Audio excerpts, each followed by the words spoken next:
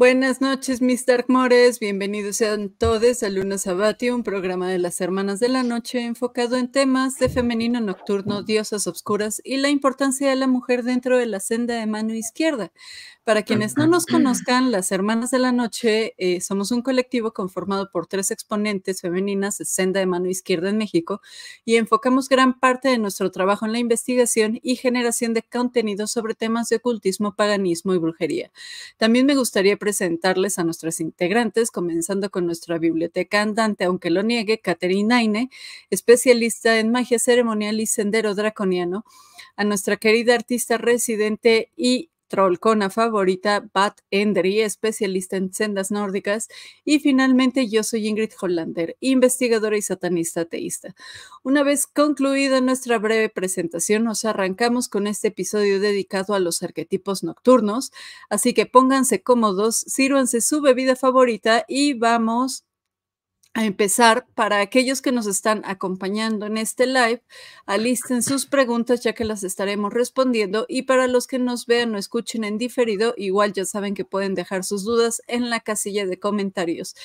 Y ahora sí, Kat, me gustaría cederte el micrófono para que nos platiques sobre el mundo espiritual. Pues muchas gracias, buenas noches. Espero se encuentren muy bien el día de hoy. Para hablar un poco sobre esta parte del arquetipo, cuando estaba haciendo mi investigación, la verdad es que quería poner también en líneas generales esta parte del mundo espiritual y tener en claro las dimensiones en donde podríamos encontrar a los diferentes espíritus, deidades, demonios, entidades nocturnas, etcétera, de una forma en donde pudiéramos abarcarlo absolutamente todo, ¿no? Y es por esto que empecé este tema a partir de lo que es el Axis Mundi, que al final de cuentas es una forma de entender el mundo espiritual de la manera más chamánica posible, de la manera más genérica posible, y que bien creo que se adapta a los diferentes cosmovisiones y diagramas, entre comillas, diagramas, que podríamos considerar sobre lo que sería el mundo espiritual, ¿no? Claro que en diferentes tradiciones, pues esto va a variar, no siempre va a ser lo mismo, o sea, no siempre va a ser 3 niveles. Puede que en diferentes tradiciones hablemos de 9 mundos, por ejemplo, en el caso de la tradición nórdica, o que, por ejemplo, el inframundo tenga niveles y que también los niveles telúricos tengan niveles, etcétera, ¿no? Esas configuraciones que tal vez tengan un poco más de complejidad y más extensión, se pueden abarcar perfectamente bien desde esta parte del Axis Mundi. Y bien, podríamos decir que el Axis Mundi se compone de 3 niveles interconectados: el celestial, el terrestre y el inframundo. En este vasto dominio, una multitud de seres va a habitar y va a estar entrelazado entre deidades, demonios, semidioses, ángeles, espíritus ancestrales, hadas, entidades representativas de fenómenos naturales como el sol, la luna y los elementos meteorológicos. Este universo espiritual, moldeado por la interacción entre la percepción humana y la esencia de estos seres, nos va a plantear una pregunta que es intrigante. ¿Somos nosotros quienes damos forma a estos mundos o son sus elementos los que influyen en nuestra comprensión de la realidad? La respuesta puede yacer en una interacción dinámica entre ambas fuerzas. Ahora, los 3 mundos están vinculados por un puente simbólico que trasciende la física, actuando como una metáfora poderosa del vínculo entre lo celestial, lo terrenal y lo infernal. Este puede ser ya sea una puerta, un puente, una montaña, un arco iris, una escalinata. No importa cuál sea la metáfora, en sí es una conexión que se va a ver reflejada en una estructura del mismo mundo espiritual, donde una puerta doble funge como entrada y salida entre estos reinos, o sea, interconecta. La importancia de los símbolos en este contexto va a ser fundamental, pues estos identificadores simbólicos son esenciales para comprender la identidad y la naturaleza de las entidades en el mundo espiritual. Desde los nombres de los espíritus hasta sus asociaciones y afinidades, estos símbolos van a actuar como puertas de acceso a su esencia. En este reino, los seres humanos ejercen un poder notable. Además de invocar y explorar el mundo espiritual, tenemos la capacidad de crear entidades mediante el poder de nuestra mente y de nuestra imaginación. Esta habilidad, combinada con la propensión natural del ser humano hacia la simbolización, confiere un poder único a aquellos que se adentran en lo espiritual de manera consciente. Una distinción crucial radica en la naturaleza de la relación con estas entidades. Mientras que las deidades suelen ser objeto de devoción y adoración, entre comillas, porque vamos a ver más adelante que no todo es así, los demonios representan una conexión más transaccional. Es por esto que la figura típica del mago renacentista va a ilustrar esta dicotomía. Aunque puede ser un monoteísta devoto, su relación con los demonios es una naturaleza completamente distinta. Ahora, la palabra demonio, como bien sabemos, tiene su origen en el griego antiguo, donde se usaba el término daemon para referirse a un ser sobrenatural o espíritu. En la mitología griega, los daimones eran considerados espíritus intermediarios entre los dioses y los hombres, y no necesariamente tenían una connotación negativa. Estos daimones podían ser buenos o malos, benévolos o malignos, y su papel variaba dependiendo del contexto y la tradición. Con la influencia del cristianismo, la palabra demonio adquirió una connotación predominantemente negativa. En la cosmovisión cristiana, los demonios son seres espirituales caídos que se rebelaron contra Dios y fueron desterrados al infierno. Se les considera agentes del mal y de la tentación y suelen ser asociados con la corrupción, la destrucción y el sufrimiento humano. La evolución del concepto demonio a lo largo de la historia refleja las diferentes perspectivas culturales y religiosas sobre el mundo espiritual y el mal. Ahora, no todo lo referente a los demonios tiene que ver con esta parte del adversario, del tentador, de aquello que trae caos, destrucción, disolución. Porque, por ejemplo, los conceptos de demonio en la antigua Mesopotamia generalmente se utilizaba para describir cualquier criatura híbrida con cuerpo humano erguido, mientras que monstruo se había aplicado a combinaciones animales sobre 4 patas. Los demonios rara vez aparecían en esta mitología. Los numerosos demonios conocidos se mencionan principalmente en conjuros mágicos. Generalmente los demonios malignos se concebían como meros agentes y ejecutores de la voluntad divina. Y este es un punto importante para entender esa diferencia entre lo que es demonio y su naturaleza contra esta parte más de una divinidad, de una deidad. Estos eran encargados de implementar el castigo ordenado por los dioses en respuesta a los pecados humanos.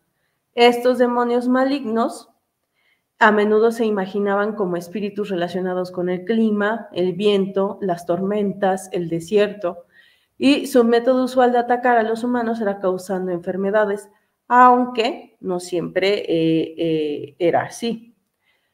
No hay evidencias de una creencia generalizada en la posesión demoníaca como resulta entre las religiones judio-cristianas. Los dioses y demonios malignos son raramente representados en el arte, posiblemente porque se creía que sus imágenes podrían poner en peligro a las personas. En algunos casos, las descripciones de sus apariencias son tan vagas e inconsistentes que sugieren que no estaban bien establecidos.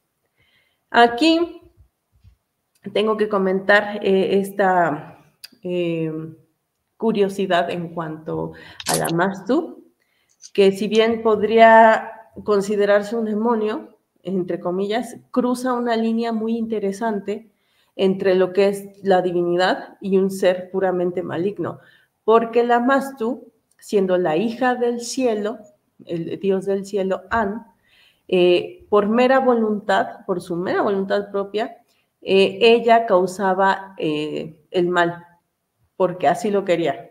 Era a tal grado que su consorte Pazuzu, que él sí que era identificado como un demonio del viento, se utilizaban ciertos encantamientos nombrando a Pazuzu para apaciguar a la diosa, semidiosa, demonesa. Y es curioso mencionar esto porque justo hoy en día no es raro encontrar esta parte de como que quienes están dentro del sendero de mano izquierda y tal, suelen como que confundir esa parte de atribución deífica con los demonios, ¿no? En líneas generales, en la antigua Mesopotamia, ellos eran quienes cumplían esa voluntad de los dioses, ¿no? A excepción, por ejemplo, en este caso de la Mastu, ¿no? Ahora, ya hablando específicamente de esta parte en cuanto al arquetipo nocturno dentro de mano izquierda, tendríamos que mencionar o considerar dos formas de interpretación: la perspectiva de las máscaras deíficas y la comprensión de los dioses como modelos iniciáticos. Desde la perspectiva de las máscaras deíficas, según Michael Ford, los dioses y las diosas son vistas como representaciones de poderes o energías que se conectan con la mente, el cuerpo y el espíritu humano. Se entiende que estas deidades son manifestaciones de fuerzas naturales o aspectos del ser humano que emergen de una oscuridad primordial, más allá de nuestras percepciones convencionales de espacio y tiempo. En este enfoque, los dioses y diosas son percibidos como herramientas para la transformación personal, utilizadas por el mago luciferino para explorar y santificar partes de su ser que corresponden a las deidades seleccionadas. Este enfoque reconoce la naturaleza multifacética de estas deidades y su capacidad para representar diversos aspectos del carácter humano, incluyendo el subconsciente y conceptos latentes. Aquí es algo importante de notar que no hay una postura generalizada en cuanto, bueno, en cuanto a esta parte luciferina, en cuanto a que si es un modelo teísta o no lo es. Esto es más dejado a consideración del practicante. Aquí lo interesante de todo esto es que esa identificación de máscara deífica es completamente personal, individualizada y no necesariamente viéndolo como un agente externo de ti, ¿no? Por otro lado, la perspectiva del camino draconiano considera a los dioses y espíritus draconianos como aliados y guías en el proceso iniciático. Estas entidades son entendidas como arquetipos iniciáticos, representando formas más desarrolladas de nosotros mismos y guiándonos en nuestro propio proceso de evolución espiritual. En este enfoque, los dioses y espíritus draconianos son vistos como formas de energía que pueden ser absorbidas y activadas en nosotros mismos, muy parecido a la parte de la máscara deífica, permitiéndonos abrir nuestras mentes a sus poderes y atributos. Este camino enfatiza la importancia de establecer una relación personal con estas entidades y reconocer su presencia y asistencia como parte de un proceso continuo de evolución espiritual. Aquí también es interesante hablar referente a que no hay una devoción como tal. Si bien hay algunos practicantes que sí que llegan a desarrollar como que ciertas conexiones más íntimas con determinadas entidades, ya sean demoníacas o deidades,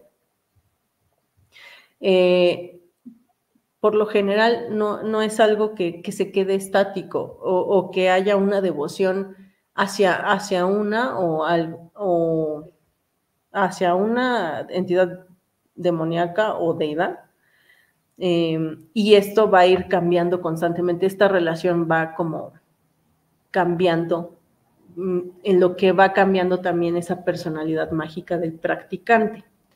Aquí la situación es que lo importante de trabajar con estas fuerzas sería esa identificación, pero más que nada como un patrón iniciático. Entonces, también se tiene esta perspectiva de que puede ser que el practicante lo entienda como una entidad que yace fuera de uno mismo y que tiene su propia existencia en algún nivel espiritual, o que lo entienda meramente como parte de sí mismo y como parte de su propia psique, de su propia cosmovisión y de su propio mito, porque se habla a partir de esta parte de lo que es lo que es la personalidad mágica, el desarrollo de la personalidad mágica, sería esta construcción también de su propio mito, ¿no? En sí, las entidades con las que se suele trabajar están asociadas a esta parte del arquetipo nocturno, conforme a los arquetipos del adversario, de la oscuridad, de la disolución, de la muerte, pero también de la transformación. Y creo que ese es un punto muy importante a destacar en cuanto a el trabajo con tanto fuerzas demoníacas como deidades, ¿no? En sí, el enfoque principal dentro de mano izquierda sería esa identificación con estas entidades y de alguna forma como integrar esas partes con las que estás trabajando o asociando hacia tu propio desarrollo como practicante. Y esto no va a ser algo estático, sino que va a estar en constante cambio. Y bueno, pues mencionar que el mundo espiritual, en este sentido, va a ser un paisaje complejo de símbolos, mitos, creencias, donde la interacción entre el ser humano y lo sobrenatural va a dar forma a la percepción de la realidad. Y no solamente de la realidad, sino también en ese sentido de realidad, pero desde un concepto meramente mágico. Y en este viaje de descubrimiento y comprensión, los símbolos van a actuar como guías, revelando los secretos de un reino más allá de lo tangible, y que tal vez tenga una asociación con tu propia forma de ver las cosas, ¿no? Tu propia forma de comprenderlo y tu identificación con esas fuerzas con las que estás tratando de desarrollarte, ¿no?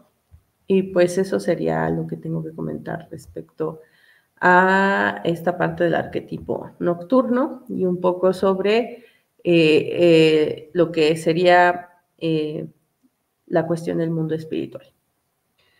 Y entonces con esto formamos como el primer bloque que vendría a definir quizás a una de las categorías de arquetipos nocturnos más grande que hay, que es justamente demonios y el trabajo con demonios, que es a través de la máscara deífica. Ahora bien, Bat, ¿nos puedes platicar de vampiro, licantropía y revenants? Claro que sí. Pues bueno, creo que ya planteamos un poco sobre la idea de qué es el arquetipo nocturno, más o menos de qué gira, ¿no? Dentro de la psique también humana, qué simbolismos tiene alrededor de ello. Y esta ocasión me gustaría mencionar justamente ir como desenramando un poco las personificaciones y en sí es un tema que da pues para muchas horas y no es que para varios encuentros, ¿no? Entonces voy a intentar ser como lo más concreta y lo más diversa, ¿no? Posible. Sin embargo, pues sí me gustaría como ir abriendo ese campo, ¿no? Algunos de estos temas y conceptos me resultan, de hecho, bastante interesantes y creo que a muchas personas de aquí también.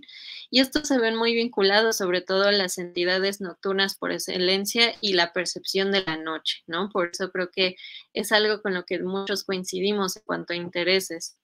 Algunos seres vampíricos y sus derivados es lo que vamos como a empezar a analizar, de dónde vienen sus conceptos, a qué viene con todo este arquetipo nocturno y relacionándolo, ¿no? Como con lo que decía Kat, de cómo eso nos lleva o refleja dentro de la realidad y la psique y el trabajo personal que implica justamente un sendero nocturno, a lo que le llaman, ¿no? También porque estas imágenes y símbolos vienen a girar mucho dentro de los mitos y filosofías de este cuadrante, por así decirlo, ¿no? O conjunto de filosofías. Comenzando por la etimología, tenemos a vampir, del francés vampire o vampir, tomando del alemán también vampir. Tenemos también huellas dentro del eslovaco y bielorruso y ruso, como lo que es upir y upier. Esto se denomina un poco del verbo, ¿no? Se intenta arrastrar de los verbos empujar o los verbos como más o menos pegar, ¿no? Como pegar en el pecho, más o menos la manera en la que se tienen que asesinar. Y se le relaciona mucho esta raíz también etimológica a este tipo como de entes y descripciones, ¿no? También se le denomina, ¿no? O se le diversifica dentro del lenguaje del turco uber también, que significa bruja o hereje. En sí mismo también es un término acuñado a un colofón, que es una especie de firma o de sello dentro del traductor o escritor que pues más o menos deja un texto hablando de ello, ¿no? Este es un texto hallado dentro de un manuscrito traducido por un sacerdote del glagolítico al cirílico desde el año 1047 del libro de los profetas. Este firmaba como Upir-Lili, o lo que se le puede traducir como vampiro perverso. Muchas de estas derivaciones son notadas como reflejos, sobre todo de la introducción del cristianismo dentro de estos territorios, tanto eslavos como de Europa del Este, como Asia, ¿no? Como muchas otras regiones también del cristianismo hacia el Mediterráneo y otras tierras, ¿no? Alrededor. Ya que también sus denominaciones se encuentran a respuesta, ¿no? Y se encuentran traducidas, como ya mencionamos, a temas relacionados de brujería, herejía, ¿no? O cierta revelación. Tenemos distintos tipos de formas de decirles, obviamente, a estos vampiros en distintas regiones del mundo, que lo han asimismo integrado a su folclore y a su mitología, ¿no? Y es a lo que voy con que es un tema muy vasto y nada más me gustaría abarcar algunos, que sé que todavía me faltarán algunos que por ahí encontré en la investigación, pero meterlos realmente a todos y hablar descriptivamente de todos, realmente me tomaría un poco más de tiempo, ¿no? Y tal vez en algún momento hablaremos mucho más profundo de ello. Para mencionar algunos cuantos, tenemos el Betal de la mitología india, que son conocidos como no muertos, vistos como manos empalidecidos con las manos y pies al revés. Tenemos a Jiangshi de China o cadáver rígido, así se traduce, igualmente visto como un vampiro no muerto, y se dice que son pálidos verdosos, pues suelen rondar en las noches y que ese color verdoso se le explica gracias a una forma de la manifestación de un hongo que suele anidarse en la piel de los muertos. Tenemos el Andavosam, que es de la mitología de África del Occidente, que tienen colmillos y garras de hierro y usualmente trepan árboles, ¿no? Y escalan para capturar a sus presas o a sus víctimas. Tenemos la estirge, que es un ser volador o un pájaro vampiro que succiona sangre para sobrevivir y viene precisamente del griego strix o extriges y es principalmente de las regiones de Italia y el Mediterráneo. Tenemos al upiersi, que es de las tierras eslavas, Polonia, Rusia también, quien se llega a describir como un ser pálido, ¿no? Y que tiene debajo de la lengua un pico para precisamente provocar el sangrado en su víctima y así poder succionar la sangre. Solo pueden ser exterminados, ¿no? Mediante la incineración, y cuando estos llegan a ser incinerados, ¿no? Ellos se desintegran y explotan en un montón de animales, por así decirlo, un poco repulsivos para el humano, ¿no? Cucarachas, ratas, murciélagos, animales pequeños, mapaches, no sé, todo ese tipo como de animales, sobre todo ratas, ¿no? Ratas, insectos, animales que tienen mucho que ver sobre todo con la cercanía a los panteones, evidentemente. Tenemos al upior, que es el derivado un poco del anterior que ya mencionamos, y este viene del vocablo que se derivan otras raíces etimológicas dentro de Europa, a lo largo de los procesos también migratorios y de la colonización que ha surgido a lo largo de tanto Europa occidental como la del este, sobre todo. Tenemos también el strigoi, que son romaníes, que son muy familiares a los Nosferatu, que conocemos gracias a las películas clásicas, de donde que estos son adeptos a sangre de los niños principalmente, y de ahí también detectamos que pueden ser invisibles ante los espejos o pueden hacerse invisibles completamente y cambiar de forma. Tenemos en la región de Escandinavia al Draugr o al Aptaganga, y ellos son los no muertos o muertos no muertos, ¿no? Como esta denominación de alguien que está vivo y muerto al mismo tiempo, pero no se les denomina como tal zombies, ¿no? Son como seres un poco más animados. Esta es una especie de alma en penitencia, recurrentemente expulsada por el sentimiento de venganza o revancha. Uno de ellos es porque sus bienes no están siendo administrados, ¿no? Que su herencia no ha sido distribuida, la causa de muerte ha sido bien pensada, y es claro de justicia, ¿no?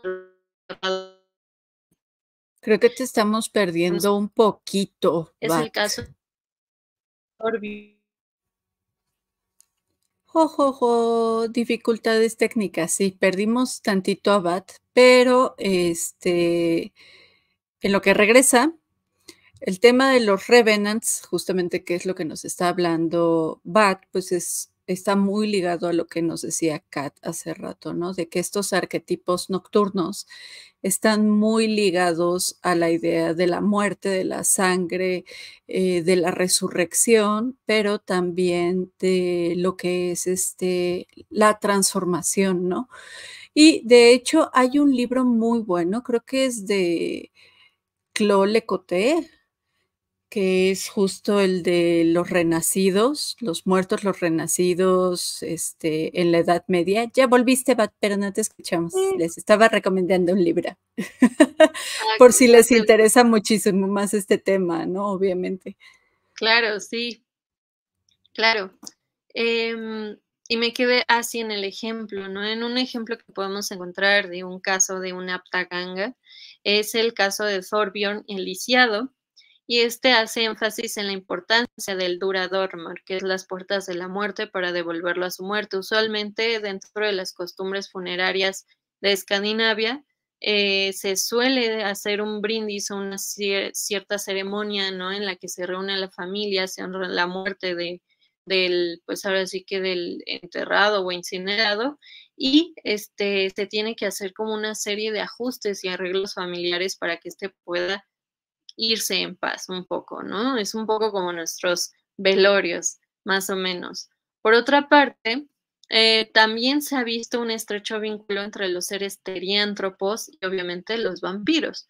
Uno que no podemos dejar a un lado, aunque no precisamente vampírico, o sea, que extrae sangre, etcétera, es obviamente su compañero el hombre lobo, que por mucho tiempo, dentro de diversas leyendas, también tuvo una relación entre simbiótica y también de enemistad con los vampiros, ¿no? Tenemos casos como el de Bukot Black, que es el croata para hombre lobo licántropo, y han dado pie para que se construyan figuras dentro de otros imaginarios de fantasía alrededor de estas criaturas, ¿no? Son como el modelo y del cual también hemos empezado a ver otras raíces alrededor de estas regiones.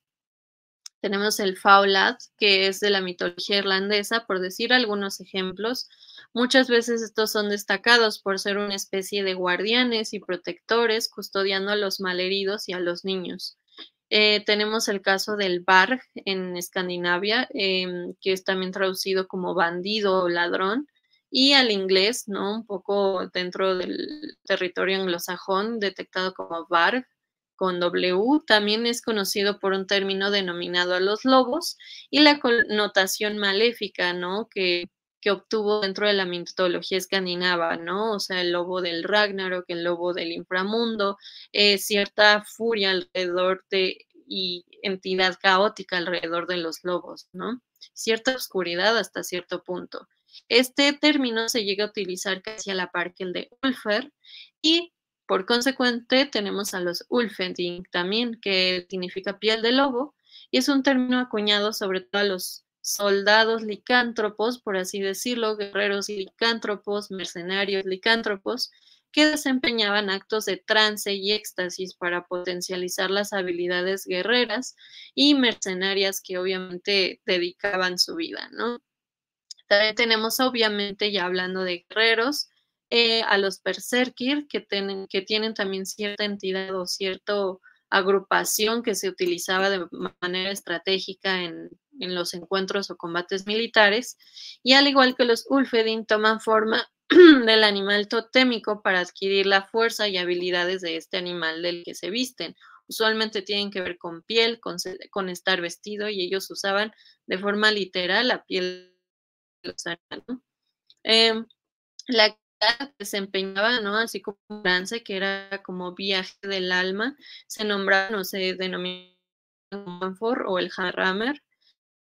Tenemos también de ellos, la Nova, que es una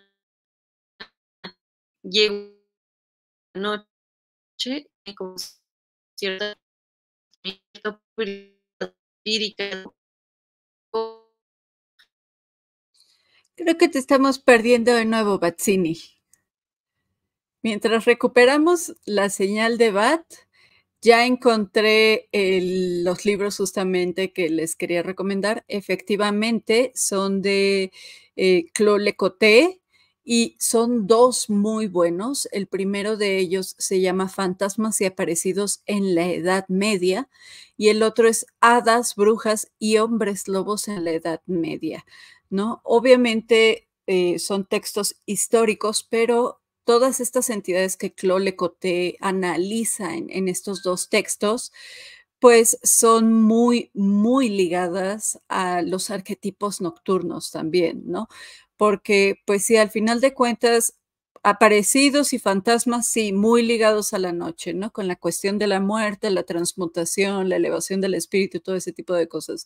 Hombres lobos y licantropía también es un arquetipo nocturno muy fuerte. Y las brujas, pues de eso yo les voy a hablar ahorita, pero aquí hay otro arquetipo nocturno del que casi no se habla mucho y es las hadas o el mundo férico, ¿no? ¿Por qué? Porque normalmente cuando hablamos de hadas o mundo férico en general, duendes, elfos, tótem y todo ese tipo de cuestiones, pues lo primero que se nos viene a la mente es lo que nos han vendido toda la vida, ¿no? Campanita, Disney, Fantasía 2000 y todo ese tipo de cosas. Cuando la realidad es que los seres féricos, o las hadas, los elfos, los duendes, los guardianes de los bosques, los guardianes de los cementerios y toda esta gente invisible o gente pequeña, como se le suele decir en algunos lados, son entidades no del todo buenas, ¿no? De hecho, se cree que inducen a la locura, que incluso producen enfermedades, ¿no? Si te llegas a cruzar con ellos o a caerles mal, ¿no? Entonces, de hecho, hay varios como mitos, ¿no?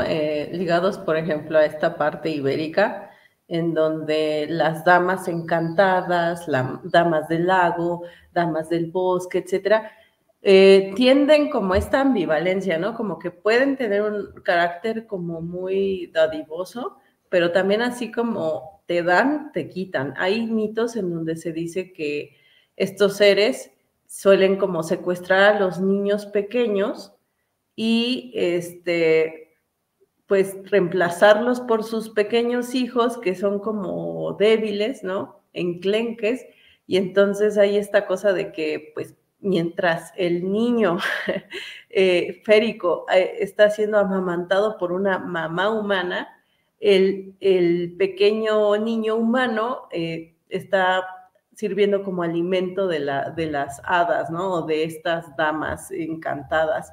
Y hay muchos mitos referente a eso, que en realidad tendrían como un sentido un tanto más oscuro y justo como lo que comentas, ¿no? Sanguinario.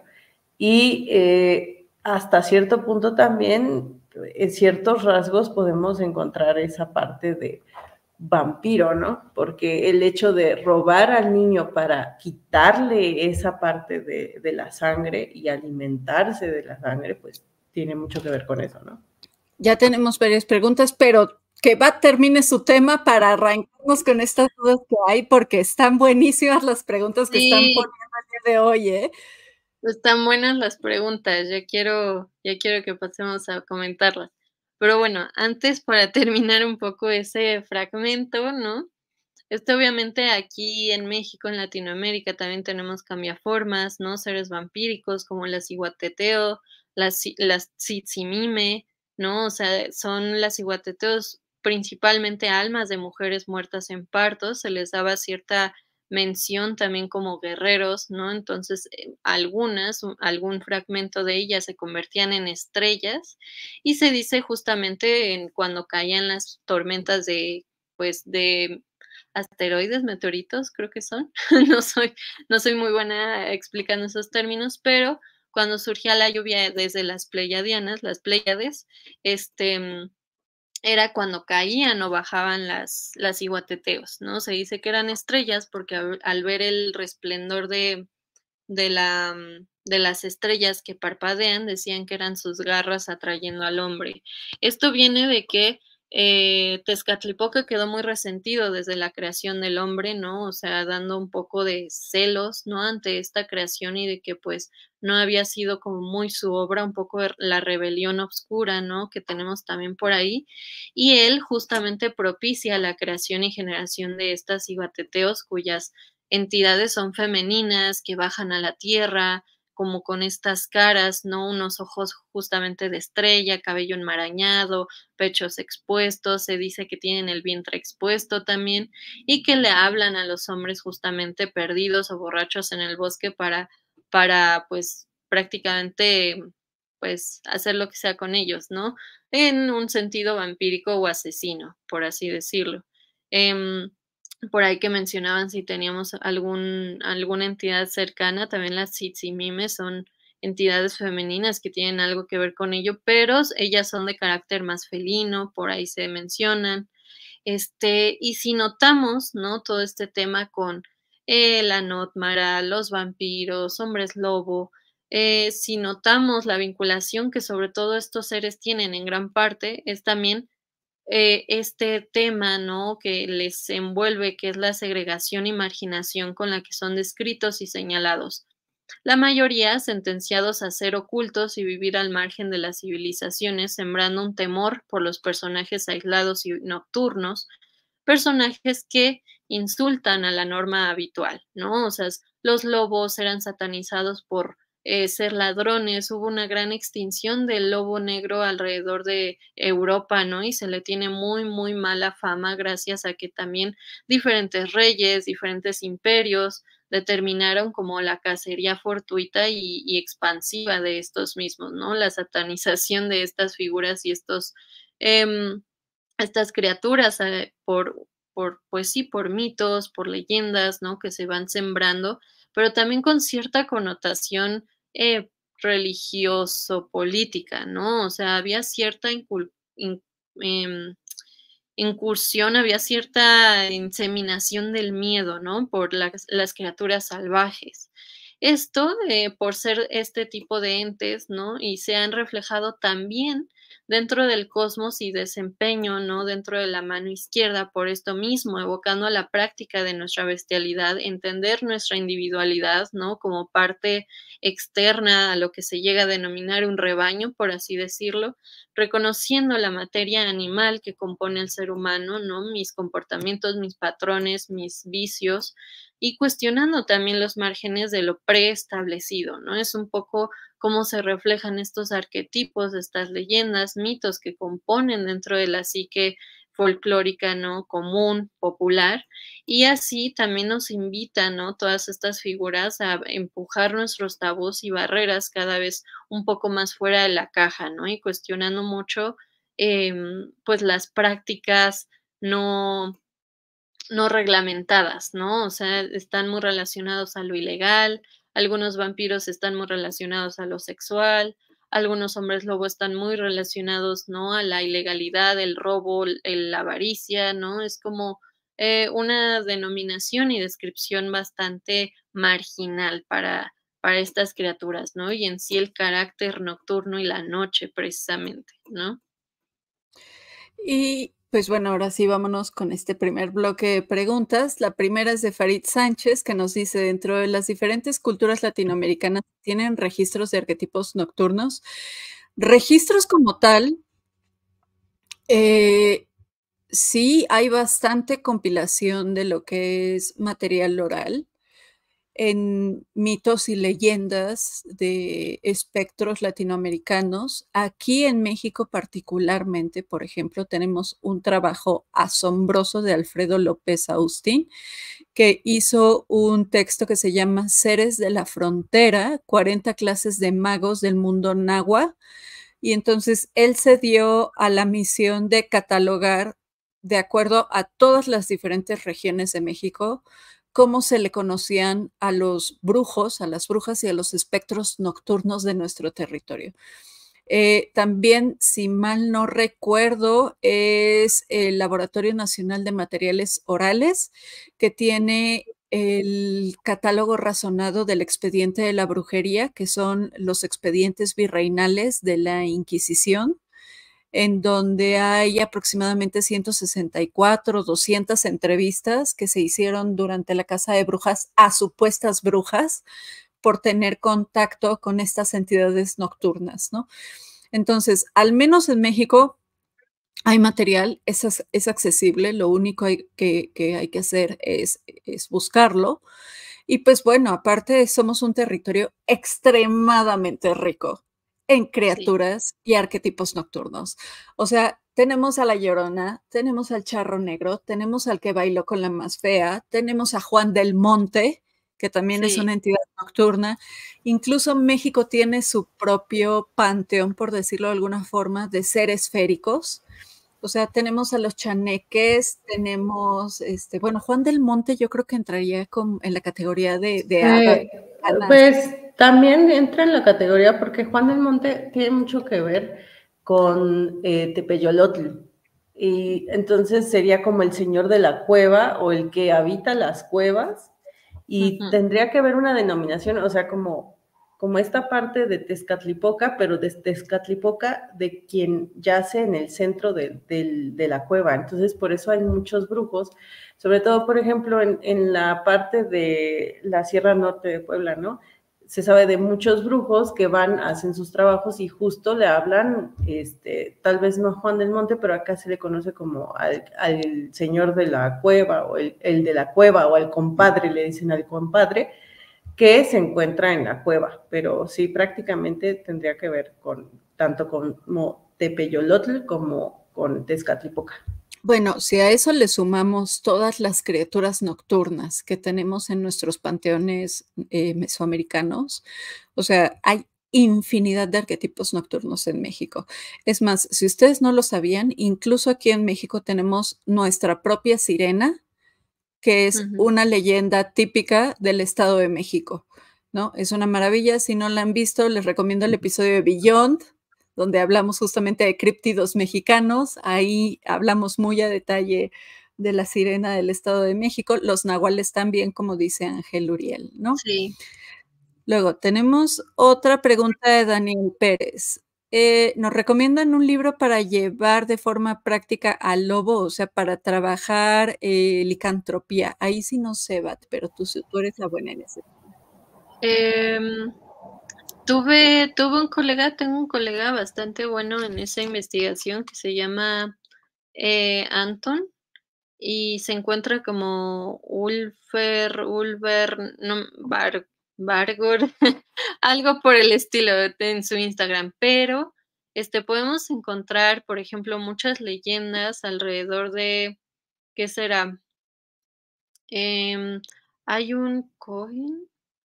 Hay libros, sobre todo, por ejemplo, a mí los que me gustan estudiar son los de leyendas germanas o leyendas, de Europa, ¿no? Sin embargo, hay varios, por ejemplo, el de chamanismo en México, hay otros, por ejemplo, el de Ácaru habla mucho de vampiro y también de cambiaformas, máscaras deíficas de Ford.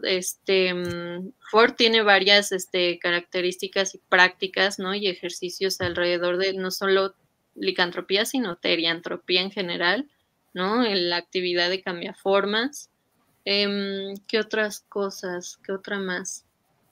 Sé que hay varios, pero realmente ahorita tengo muy mala memoria. Yo me inspiro mucho, sobre todo de leyendas y mitos, ¿no? Que creo que ahí también se ven mucho, las claves, ¿no? De varias prácticas y que literalmente los relatos nos explican. Por ejemplo, en la Ynglinga Saga, la Volsunga Saga, ¿no? Son crónicas que nos narran diferentes rituales de paso, ceremonias, prácticas alrededor del el cambiar formas, sobre todo el trabajo con lobos, etcétera. Entonces, yo lo documento un poco más también como con documentos históricos, textos históricos y algo más de autores. Y uno que ahorita así rápido se me viene a la mente es Tom Ford, ¿no?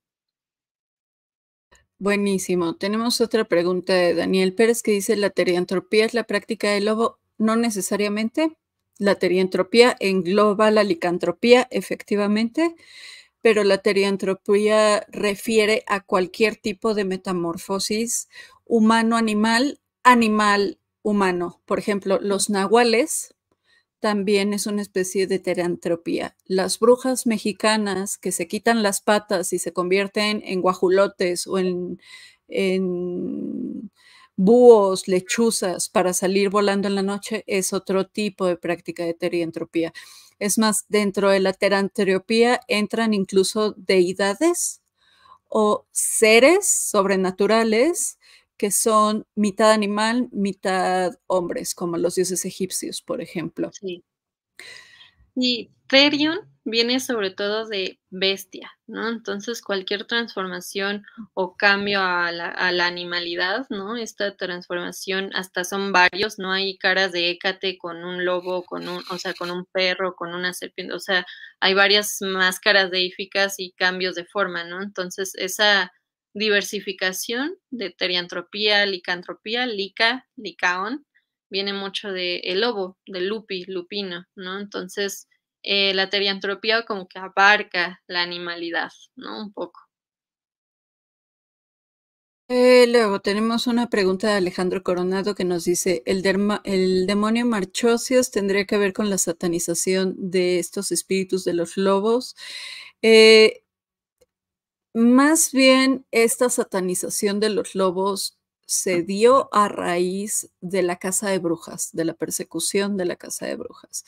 ¿Por qué? Porque los primeros registros que vamos a encontrar de licantropía vienen de la Grecia, mientras que Marchóseas se describe por primera ocasión en el Legemetón, que es la clavícula menor de Salomón, y este grimorio es de mediados del siglo XVII. Estamos hablando que hay siglos de diferencia entre la descripción de lo que es licantropía y la aplicación a la demonología. Aparte, Marchosios es como entre lobo, grifo, es un animal ahí un poco muy extraño.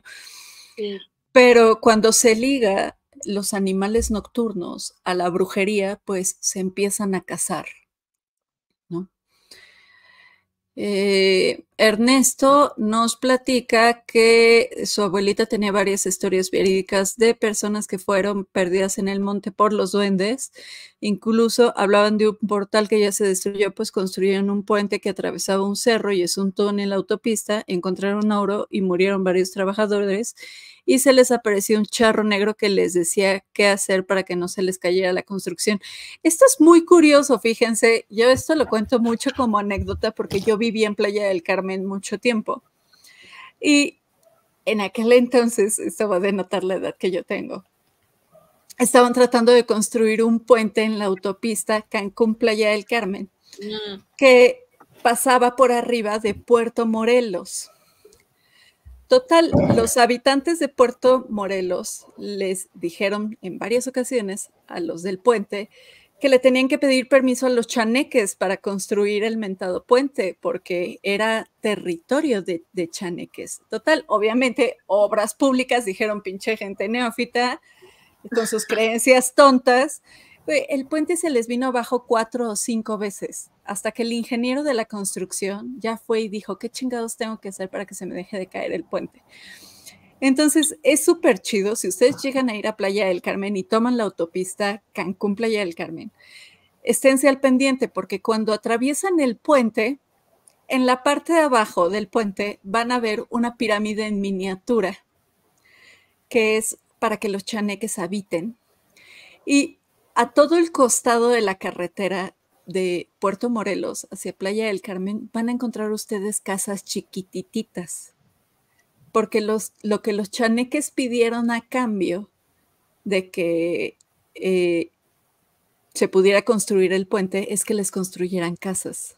Entonces, a cambio,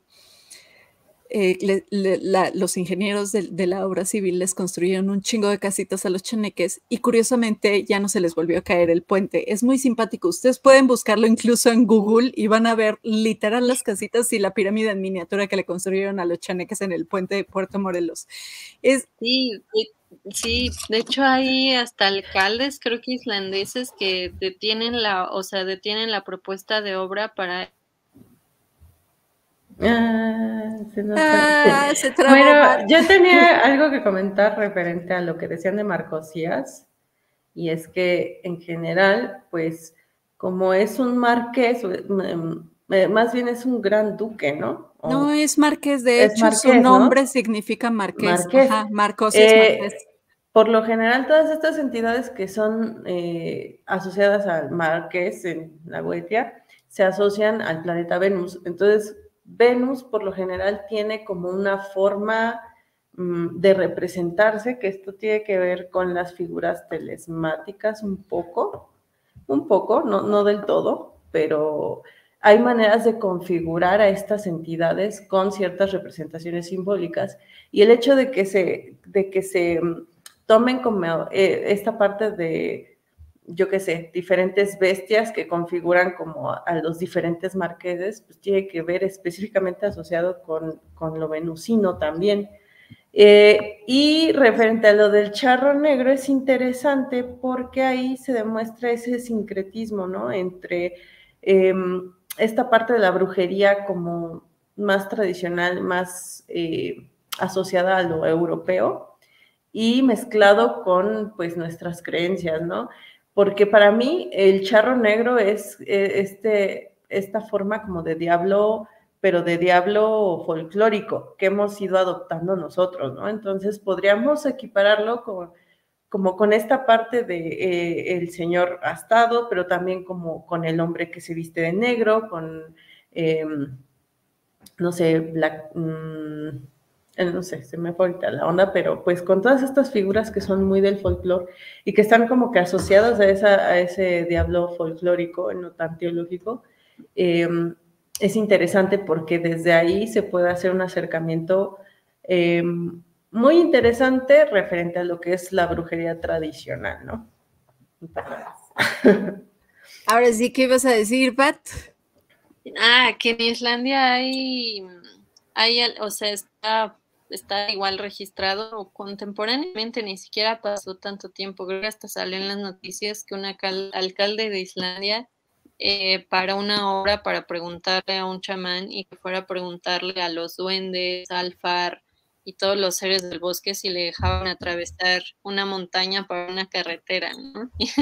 Y justamente es como esta comunión con los seres o espíritus del territorio para que estos no perjudiquen como las construcciones tal cual, ¿no? Sí, para no despertar al rey troll. Jesús, León Jesús nos dice, los familiares, seres con forma de víbora pero con cabeza humana se aparecen en los cerros y si les arrojas una prenda se convierten en oro. Es una leyenda michoacana. Mira, Wow. eso está bastante Qué interesante. padre. Minerva nos dice, entonces se satanizó al lobo como tal animal o cuando tuvo relación con el humano o indicios de la licantropía. Al lobo siempre se le ha satanizado, empezando por el hecho de que se come tus ovejitas, güey. Y si tú eres un campesino en medio de la nada, en plena Edad Media, incluso antes de la Edad Media, y te dedicas al pastoreo, y las ovejas y el ganado es la única forma de mantenerte a ti vivo y a toda tu familia durante el invierno, y llega el lobo, se las chinga, obviamente te vas a convertir en el malo de la historia, ¿no? Por eso es justamente hay tantas leyendas del lobo, ¿no? Pedro y el lobo, por ejemplo, justamente nos habla de este tipo de cosas. Entonces, por el simple hecho de que el lobo es un animal predador de ganado, desde toda la vida ha sido satanizado. Y cuando empezó la caza de brujas, y se le ligó con los animales que la bruja montaba para ir al sabbat, pues peor aún, porque ahora es el lobo quien lleva a la bruja a la reunión con el diablo. Y luego el lobo empieza a formar también parte de la cacería salvaje, ¿no? De esta horda infernal que arrasa con las personas durante el invierno. De todo esto vamos a hablar muchísimo más a detalle más adelante. Entonces, o sea, el lobo ha sido enemigo número uno. Si enemigo público. Sí, enemigo público número uno si te dedicas a tener ovejitas. Daniel Pérez nos dice, eso que iba a decir Bat era trolldom, de que no se construye encima de una piedra troll, ni de un montículo, ni de piedras troll, nada, o sea, son territorios sagrados. Ángel, en Puebla hay un puente que se llama Calapa que lleva a Oaxaca, igual pidió almas para que se construyera. Ah, sí, esas leyendas urbanas de donde se dice que entierran cuerpos de personas, desaparecen personas y que para eso se coloca como que en los cimientos del puente, ¿no? Hay varias leyendas urbanas de ese tipo. Es que ya nos están dejando comentarios bien buenos y todavía no les doy mi parte del texto. Ya. Terminamos de leer esto, ya. Ya me sigo yo con lo que les tengo que decir de entidades nocturnas y al final leemos las que faltan. Esa historia de los chaneques y la del charro, también mi abuela me hablaba de ellos porque ver duendes, cuando yo era niña había un ser muy extraño, mi abuela decía que era un chaneque, yo lo vi como una gárgola y es algo que no olvido. Ahora sí, ya muchachos, quedaron algunos comentarios ahí pendientes, los vamos a leer al final porque todavía nos falta una parte de entidades nocturnas y yo les voy a hablar justamente de otro tipo de estas entidades y vamos a encontrar que muchas de ellas suelen ser grandes partícipes de trabajos de brujería y magia, así como parte de leyendas o creencias populares en diversas culturas que han cobrado vida propia, por decirlo de alguna forma, como una tulpa o un ente egregorizado. Pero por otro lado, el término también va a referir a todos los organismos vivos que tienen hábitos nocturnos, lo que hemos estado hablando ahorita, los búhos, los murciélagos, los lobos, plantas también, por ejemplo, que suelen estar activamente durante la noche y que curiosamente muchas de ellas forman parte de la senda de los venenos. Pero también vamos a encontrar que dentro del ámbito psicológico se puede utilizar el término de entidad nocturna para describir aspectos más abstractos o simbólicos relacionados con la oscuridad o el inconsciente, ¿no?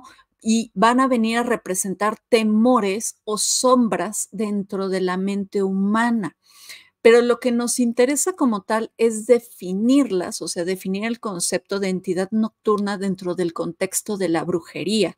Y es que aquí las entidades nocturnas van a referirse a los seres o espíritus invocados o asociados con prácticas mágicas que se dan, valga la redundancia, en la noche, ¿no? En muchas tradiciones de brujería se cree que la noche va a ser un momento propicio para realizar rituales, hechizos o trabajos mágicos debido a su asociación con la oscuridad, el misterio y lo desconocido, en los cuales se pueden incluir estas presencias bajo la forma de espíritus, deidades o seres sobrenaturales vinculados a esta oscuridad, a la luna o a los astros nocturnos, ya que se cree que estas entidades pueden proporcionar conocimiento, protección, poder o guía de los practicantes que trabajen con ellos.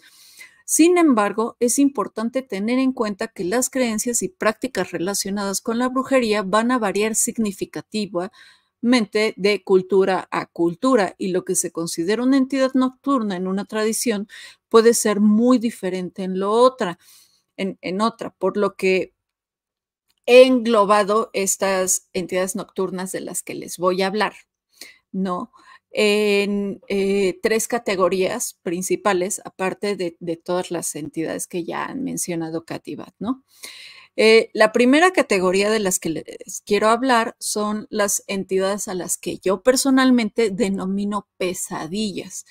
Y antes de hacer un listado de estas, me gustaría que habláramos de la etimología, porque ya saben, historiadora, ñoña e investigadora, entonces tiene que quedar bien en claro de dónde viene el término. Y este proviene del inglés antiguo Nit Maere, que se traduce literalmente como la mara de la noche. Y es aquí donde aparece el primer tipo de entidad de las que les quiero hablar, que son las maras, de las que ya Bat nos habló un poquito ahorita, que era un término en inglés que se utilizaba para describir a un espíritu maligno o a un demonio. O sea, como tal no era A o B, sino que la mara engloba varios tipos de entidades nocturnas. En la mitología nórdica y germánica, la mara va a ser vista como un espíritu femenino maligno que se cree que se posa sobre el pecho de las personas mientras duerme, causando pesadillas y dificultades para respirar. De ahí el famoso término "se me subió el muerto" o la parálisis nocturna. También vamos a encontrar a una entidad muy similar en la mitología griega, que es la Lamia, que era originalmente una reina libia que se convirtió en un demonio devorador de niños, muy similar a la Mashtu que nos hablaba esta Kat.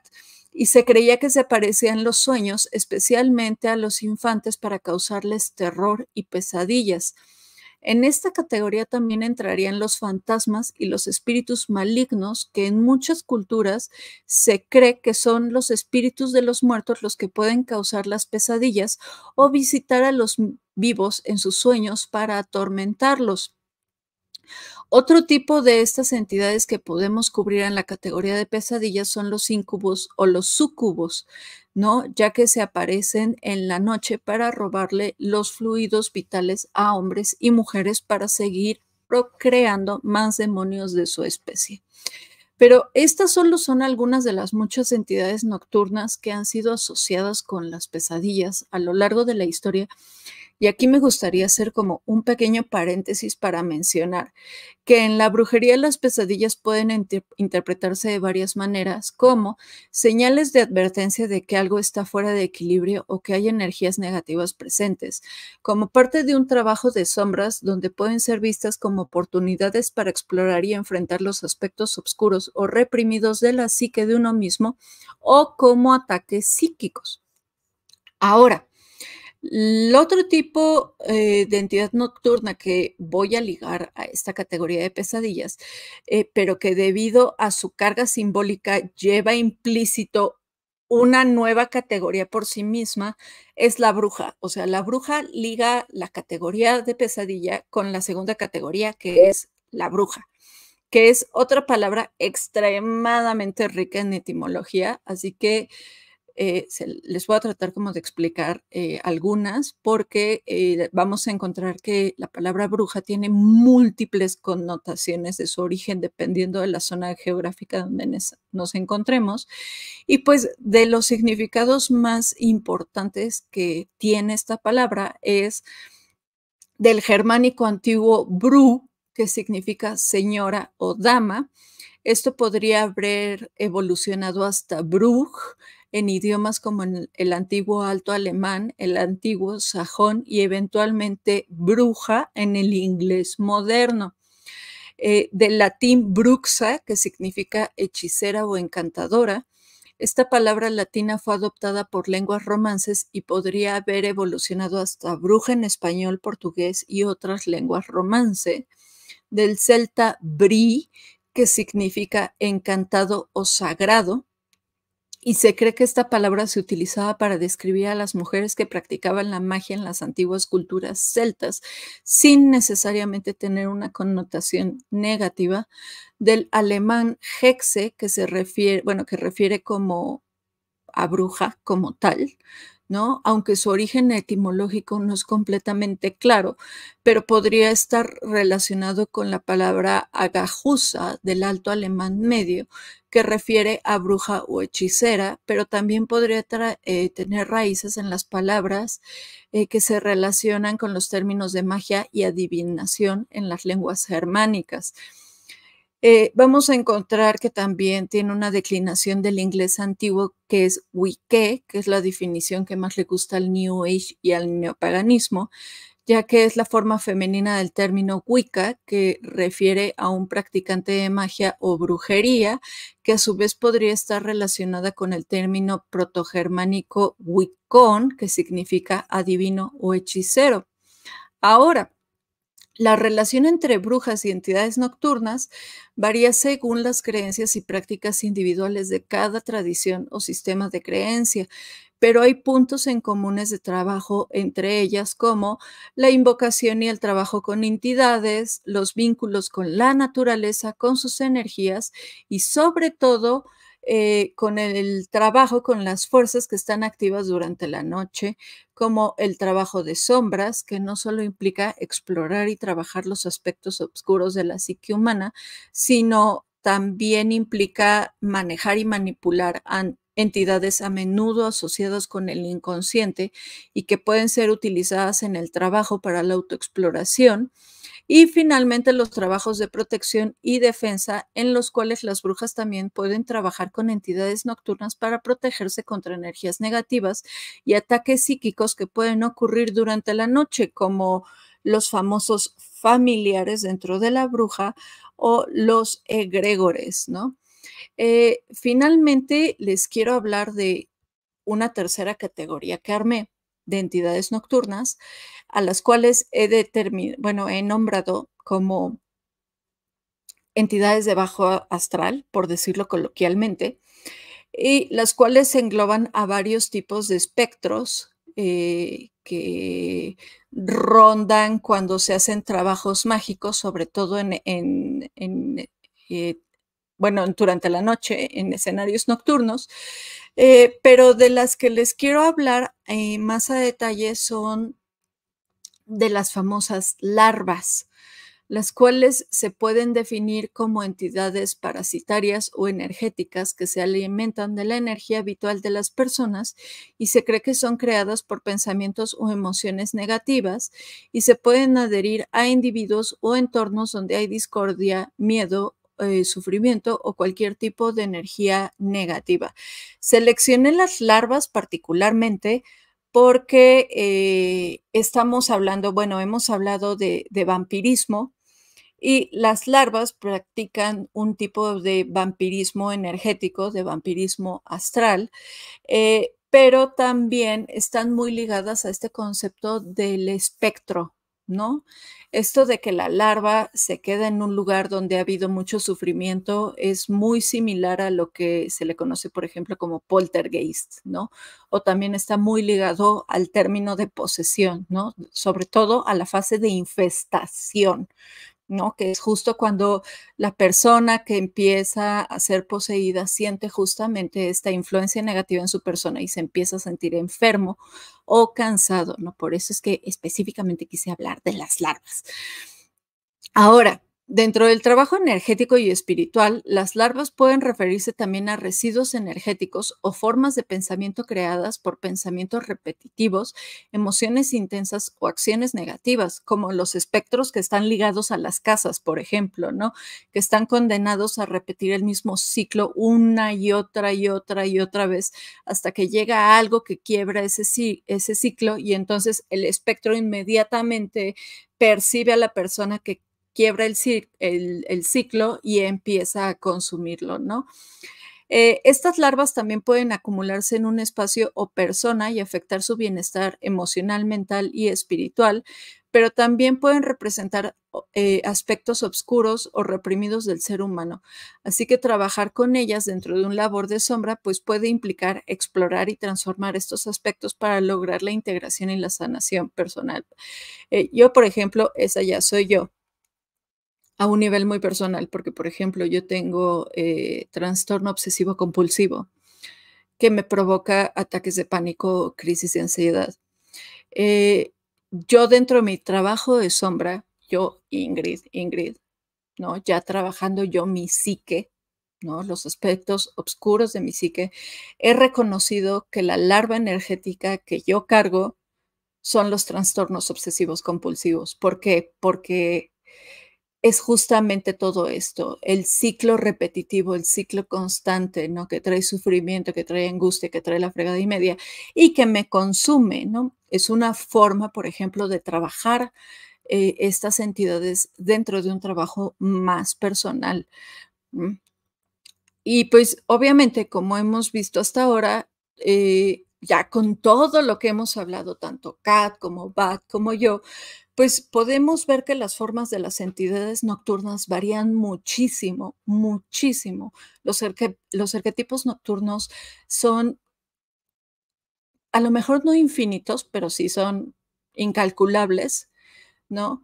Porque como se los comenté en un comienzo, nuestra mente puede incluso crear arquetipos nocturnos que no existen, ¿no? Y estos se pueden manifestar como si fueran tulpas o como si fueran egregores. De hecho, el practicante puede crear N cantidad de egregores, ya sean como entidades diurnas o entidades nocturnas o limítrofes o astrales o de la forma en la que el practicante quiera. Pero, o sea, son incontables porque cada vez se van creando más, se van creando más, se van creando más, ¿no? Incluso los mismos aspectos negativos de nuestra mente como practicantes van creando entidades nocturnas.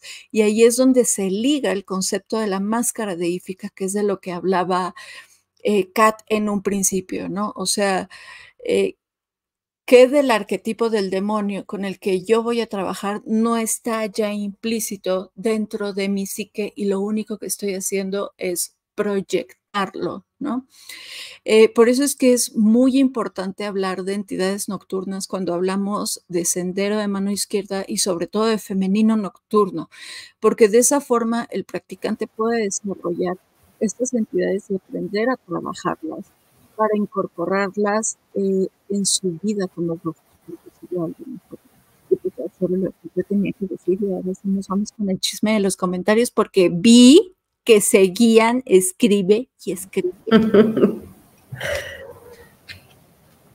¿Algo más que quieran agregar ustedes, chicas? Bueno, yo antes de pasar a los comentarios, que están bastante interesantes, sí que me gustaría apuntar esto último que nos estás diciendo, comentando, respecto al tema larvas en general, ¿no? Todas estas entidades nocturnas. ¿Sí me escuchan ahí? Porque de repente sentí como que se iba el audio. Sí, hola, te escucho súper bien, te escucho súper bien. Perdón, okay. Estaba tomando agüita. Sí. Bueno, la situación es que, por ejemplo, por lo que comentabas referente al tema larvas, ¿no? Esto me recordó bastante a la cuestión del miasma, ¿no? Que son ese tipo de impurezas.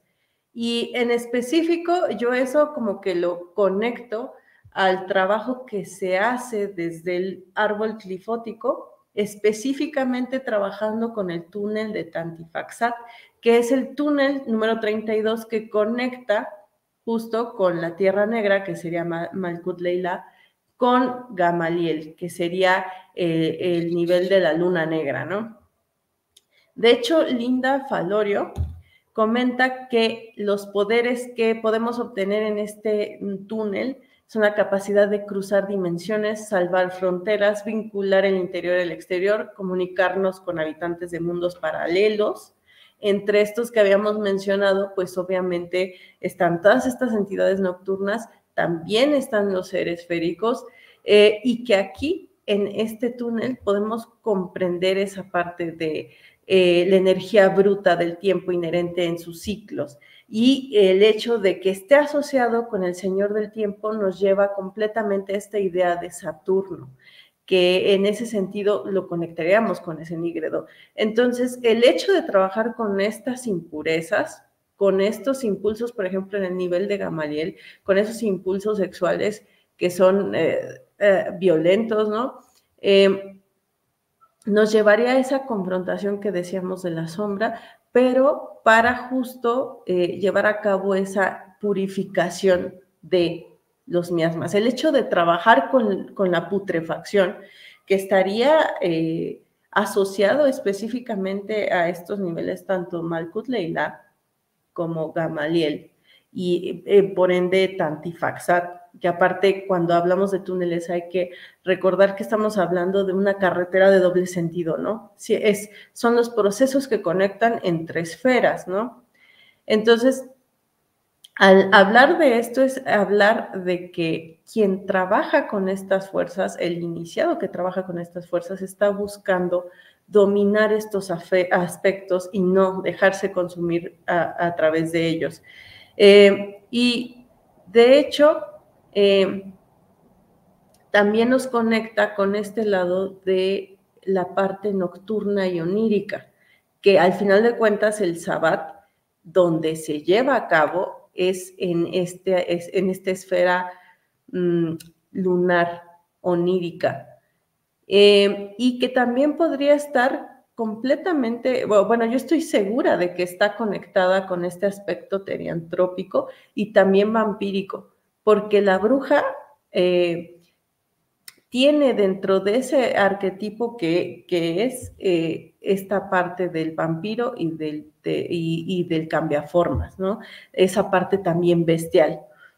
Al final de cuentas es un trabajo que no, porque hay mucha gente que yo veo que suele como confundir esta parte de la máscara de Ífica e irse por la cuestión más, no sé, de empoderamiento, ¿no? Y que exagera o que tiende a exagerar esa parte del empoderamiento.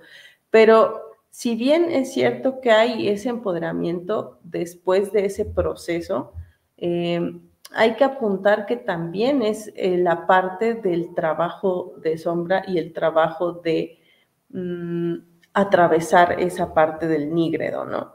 Y que al final de cuentas que si tú sigues cayendo como en tus propias mentiras, ¿no? Y en tus propias como falsedades o ilusiones, pues al final de cuentas no vas a poder atravesar esas máscaras. Por eso esas máscaras son tan horribles. Y de hecho, Tantifaxat quiere decir como el gran ghoul, o está conectado con esa parte de los fantasmas, de la putrefacción, de la muerte, ¿no? De las larvas que comentaban, de los vampiros, de los incubos, ¿no? Entonces, pues sería eso, ¿no? Se me fue un poco el hilo, pero al final, pero prácticamente es eso, ¿no? Pero se me olvidó lo que estábamos diciendo, pero igual es interesante. A mí me pasa muy a menudo, no te preocupes. ¿Algo más que tú quieres comentar, Pat? Si no, ya para empezar a leer todos los comentarios que tenemos y las dudas, porque ya hay más dudas. No, creo que está muy, muy complementada la plática. Entonces creo que vamos a ver los comentarios. Y de ahí. Va, entonces Alejandro Vázquez nos comenta: donde yo vivo están los cerros a media hora. En esos cerros habían brujas que se hacían bolas de fuego y en ocasiones bajaban para acá. De hecho, se podían ver desde mi azotea las bolas de fuego. Un día desaparecieron. ¿Es eso posible o ya no se me permiten verlas? Pues o cambiaron de lugar o alguien encontró las patas de esas brujas y esas brujas ya no existen. Es que, o sea, si no saben ustedes, las bolas de fuego son brujas que se transforman, pero para transformarse tienen que quitarse sus patas. Y entonces lo que hacen es esconden sus piernas en los arbustos para salir a volar como bolas de fuego. Y la única forma que hay para cazar a una bruja bola de fuego es encontrar sus piernas y quemarlas, porque de esa forma cuando la bruja regresa a echar la fiesta en el cielo como brujas como bolas de fuego, pues ya no encuentran sus patas.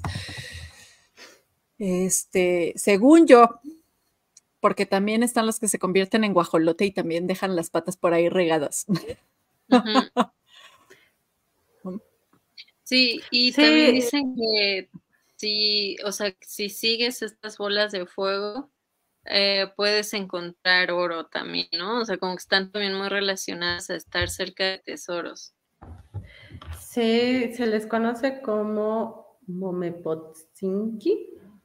Y de hecho, bueno, ahí va una historia de gnosis personal, ahí va mi hipnosis personal no verificada, pero en algún tiempo, hace algunos años ya atrás, cuando estaba un tanto en esta parte de la medicina tradicional mexicana, tuve un encuentro onírico muy curioso con estas entidades y que me decían, es que no soy bruja, soy un espíritu que ha estado antes, como diciendo, como antes de que viniera esa concepción de bruja, yo no soy una bruja, así me decía, ¿no? Y pues justo eso, o sea, son entidades que están muy asociadas a esa parte del cerro y yo creo que tendría que ver con también ese potestad, ¿no? De quien rige en las cuevas, ¿no? Es muy curioso porque justamente iba a hablar ahorita de los fuegos fatuos, pero Daniel Pérez se me adelantó que justo estas brujas que también están muy ligadas a las bolas de fuego, están muy ligadas en otro territorio con el concepto de los fuegos fatuos. Los fuegos fatuos no son propios de nuestro territorio, dígase, no son propios de México.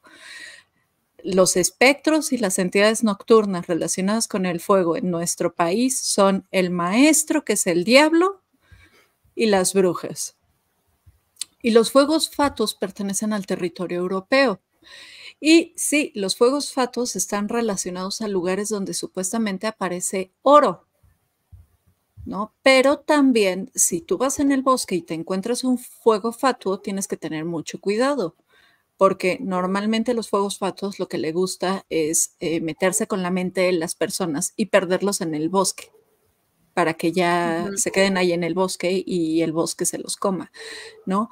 Y todas estas leyendas de los fuegos fatuos llegaron a México con la conquista española y entonces se dice hoy en día que donde se ve fuego hay un tesoro enterrado, ¿no? Casi siempre de oro. ¿Quién chingados tiene oro hoy en México que no sea el Banco de México? Son leyendas coloniales de españoles que enterraron su oro normalmente en cascos de haciendas o ese tipo de cosas, y entonces se dice que donde hay un fuego es porque ahí hay un tesoro en oro escondido, seguramente por algún ancestro español, pero o sea, es una leyenda que atravesó el océano, ¿no? Luego, Ernesto nos platica. Otra curiosidad espiritual es que los antropólogos y antropólogas tienen que pedir permiso y ofrecer ofrendas de comida e incienso, sino eso que cuida la zona arqueológica no los deja trabajar, se enferman, tienen pesadillas o suceden accidentes. De ellos hay varias anécdotas. Bueno, sí, eso sí es muy común, que hasta la fecha se siguen dejando ofrendas en algunas zonas arqueológicas. Si ustedes van a Teotihuacán van a encontrar de ofrendas. Daniel Pérez nos comenta que también habían tribus paganas que se identificaban como lobos tanto en guerra como en la vida. Pues sí, los vikingos también, ¿no? También había un pueblo, creo que es un pueblo turco, que justamente hasta su nombre tiene una relación con los lobos. Por ahí, y creo que tuvo como un poco de influencia dentro de Euroasia, pero este pueblo turco que ya se me fue ahorita bien ese nombre en específico, pero sí, toda su población estaba muy relacionada y cosmovisión muy relacionada al lobo desde una postura de dote, ¿no? O sea, de los dones del lobo y la pertenencia como a esta jauría, los caracteres como comunitarios también del lobo. Entonces, sí está muy, muy interesante, ¿no? O sea, una de estas agrupaciones, claro, son los Ulfedin o Ulfendar, pero hacia Turquía, creo, si no mal recuerdo, está este pueblo que justamente hasta tiene un nombre relacionado a los lobos, pero ahorita se me fue ese nombre en específico de esa región. Y también es un ejemplo de teriantropía, al final de cuentas, identificarte con el animal para tener los atributos del animal, que es un principio de magia simpática, ¿no? Aquí en México tenemos a los guerreros jaguar, a los guerreros águila, ¿no? Que cumple exactamente este mismo principio, ¿no? Ahora tenemos otra pregunta de León que dice, ¿podría ser que también la satanización del lobo tenga que ver porque es un símbolo romano?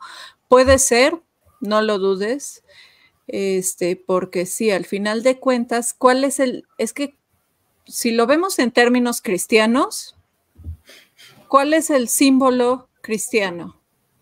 El Cordero de Dios que quita el pecado del mundo. ¿Cuál es el enemigo del cordero? Volvemos a la analogía de los pastorcitos, el lobo.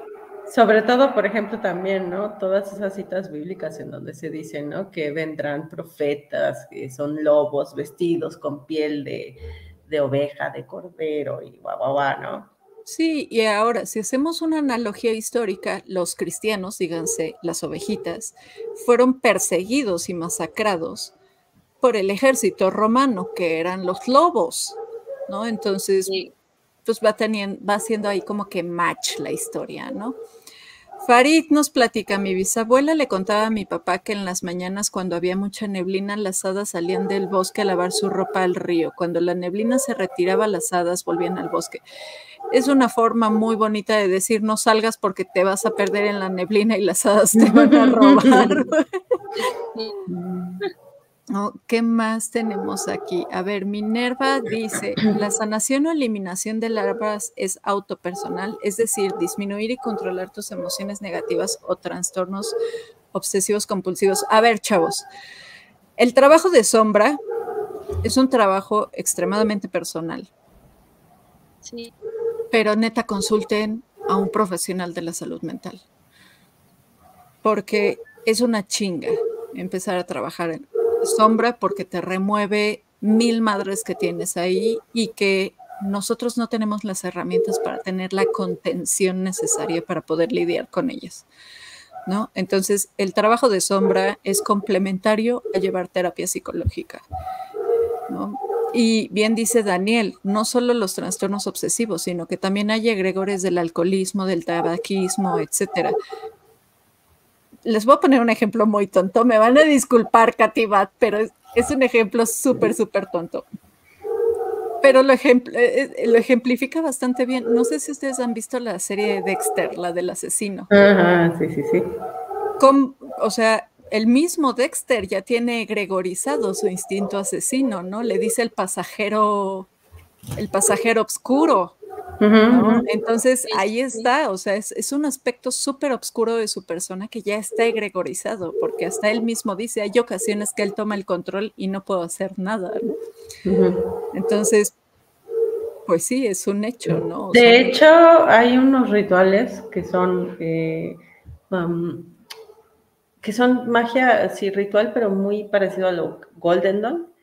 Y hay uno que ahorita no recuerdo cómo es el nombre, pero el chiste es ese, como darle un aspecto, una personificación a aquello que justo, ¿no? Te está causando ese mal o esa sombra o por llamarlo de alguna manera. El hecho es que lo tienes que nombrar para poder hacerte dueño de ello, ¿no? Y poder realmente trabajarlo, que no es un proceso tan sencillo, porque en ese en lo que estás haciendo como ese trabajo ritual, pueden salir varias cosas mal, si es que no se tiene bien identificado el qué. Por eso es importante esta parte de la salud mental. No se lo dicen solamente a quienes trabajan sendero de mano izquierda, también los de mano derecha, es la primera recomendación que te dicen. Es más, cuando vas a entrar a un coven, lo primero que te dicen, ¿has tomado medicamentos psiquiátricos? ¿Tienes algún trastorno? ¿Tienes alguna situación? ¿Sabes? O sea, es importante porque entre el inter te puedes llegar a perder, ¿sabes? Entonces sí que es importante. Ojo, eso en un coven serio. Sí. Porque en un coven que solo les va a querer sacar dinero, les va a valer gorro su salud mental y les va a decir, sí, el Dios te habla, estás canalizando bien cabrón, güey. Sí, no, literal, o sea, qué bueno que lo dices, porque justo un coven que realmente es un coven tradicional y tal, siempre te van a hacer esa pregunta, oye, ¿has pasado por esto? ¿Has tomado drogas? ¿Has hecho esto? ¿Sabes? O sea, te hacen una serie de entrevistas en donde tú tienes que decir, oye, ¿sabes? Y te hacen un análisis de, a ver, ¿por qué es lo que quieres? O sea, ¿por qué estás aquí? ¿Por qué quieres esto? Etcétera, ¿no? Entonces no es como un proceso de, ay, sí, ya ten mi dinero y ya iníciame, ¿no? Y en cualquier orden, no nada más coven, ¿no? Sino en órdenes también mágicas. Y pues bueno, creo que se acabaron los comentarios. Muchachos, si no tienen más dudas, si no tienen más comentarios, Kat, Bat, palabras finales, de nuevo nos pasamos de la hora. Sí. ¿Algo más que quieran agregar, chicas? Pues no, nada más, estuvo muy padre. Pues creo que estas figuras como que siempre retan como nuestra propia humanidad, que creo que es principalmente mucho de los paradigmas, pues tanto en mano derecha y mano izquierda, pues más o menos uno intenta trabajar, pero creo que justo llama tanto la atención dentro de este ambiente, dentro de este sendero por lo mismo, ¿no? Porque precisamente muchos dan seguimiento a figuras antagónicas, adversariales, ¿no? Y justo creo que es, no sé, algo que hay que llevar de manera, creo que también personal, o sea, creo que también la transformación es como interna, justo como lo que dicen, trabajar tu salud mental, retar como justo las enfermedades acomodadas dentro de uno, ¿no? Que se vuelve también un patrón y un egregor por sí mismo, ¿no? Con el que a veces nos abrazamos y nos acomodamos muy bien y creo que tanto cuestionemos las leyes o normas, ¿no? Establecidas de afuera, creo que también hay que establecer las normas de adentro, ¿no? Que creo que es principalmente lo que estas figuras, la noche, la sombra, sectores marginados, ¿no? O sea, figuras que están antagonizadas, pues creo que buscan, ¿no? También reflejar de la psique humana a través del mito o leyendas o íconos, ¿no? Sí, y pues justo que eso que comentas, que es, o sea, este tipo de trabajo atrae un cierto tipo de personalidades que yo creo que en un principio pueden sentirse muy atraídas con ciertas metáforas o arquetipos, pero también creo que debe de haber una identificación más allá de eso, o sea, del por qué es que realmente me atrae esto, por qué estoy haciendo esto y si realmente está dentro de mi gama de creencias el hecho de trabajar con esto y si realmente me va a llevar a algo más, ¿no? Porque al final de cuentas, el trabajo en Sendero Izquierda es un trabajo de resolver aquí. No estamos esperando a que las cosas vengan para después o que la elevación sea para después, sino que todo el tiempo es aquí, en el aquí que estamos trabajando, manifestando constantemente, no como manifestación de esa, manifiesto con el universo, ¿no? Sino que realmente ponemos en acción las cosas y el hecho de trabajar con esto, con la muerte, con la transformación, con la disolución, etcétera, sí debería de llevarnos a un cuestionamiento profundo de, bueno, ¿por qué? O sea, ¿qué es lo que hay realmente detrás de eso? Y si no te conoces a ti misma en ese sentido, pues seguramente lo mejor que te pueda pasar es que pases de ello de largo y no pase nada. Y lo peor que te pueda pasar es que realmente te afecte a un nivel en el que quedes estancado por un buen periodo de tu vida en algo que tal vez podrías estar resolviendo de otra forma, ¿no? Sí, creo que ese es un punto muy central cuando hablamos de senda de mano izquierda. Aquí no le puedes echar la culpa de nadie a algo más que no seas tú. Entonces, papito, si hay algo que te molesta de ti mismo, si sabes que tienes ahí una larva bien pegada, dándole vueltas cíclicas y enfermas a tu vida, la única persona que puede hacer algo al respecto para eliminarla eres tú. Y pues yo creo que entonces con esto concluimos nuestro episodio de esta noche. Agradecemos mucho a todos los que nos acompañaron en este live. Los comentarios estuvieron buenísimos y muchas gracias a todos los que nos van a escuchar en diferido. Ayúdenos a esparcir el conocimiento sobre el femenino nocturno. Recuerden que nos pueden encontrar en Facebook como Las Hermanas de la Noche y en Instagram, YouTube y Spotify con nuestro nombre de usuario que es @hermanas de la noche. Y nos vemos en 15 días, el lunes 24 de junio a las 9 de la noche con nuestro siguiente episodio. Y ya se la saben, chavos, manténganse bien extraños.